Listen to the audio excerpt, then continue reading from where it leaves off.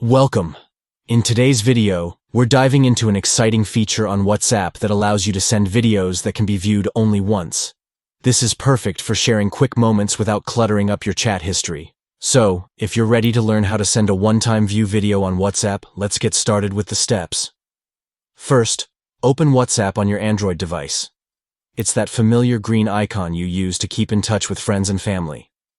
Next, navigate to the chat where you want to share your video. Simply tap on the contact or group chat, and you're ready to go. Now, look for the camera icon located at the bottom right corner of the screen. This is your gateway to sending media. Tap on it.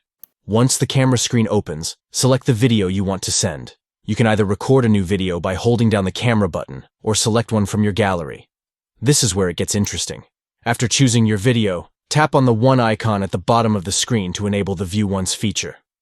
This important step ensures that your recipient can only see the video once before it disappears. Finally, all that's left to do is tap the Send icon button. Your video will be sent, and once the recipient views it, it will be gone for good. It's that simple and secure. Sending one-time view videos can be a fun and discreet way to share moments while maintaining your privacy. So, go ahead and give it a try the next time you want to send a fleeting memory.